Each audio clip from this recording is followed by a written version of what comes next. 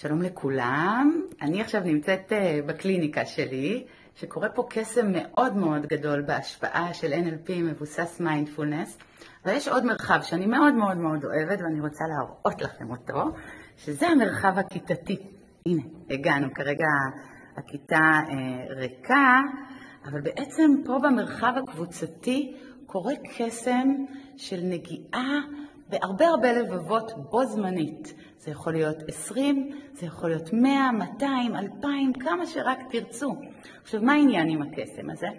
הקסם של הובלת קבוצות הוא לא קורה סתם. הקסם הזה זו אומנות.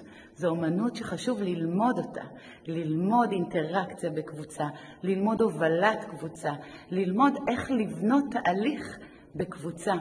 אז אם אתם מאסטרים של NLP, ויש לכם איזושהי קריאה להרחיב את ההשפעה שלכם ליותר ויותר אנשים, אתם יותר ממוזמנים להצטרף לקורס הטריינר שלנו של מרכז MNLP ולגלות איך עושים את קסם ההשפעה הגדולה הזאת.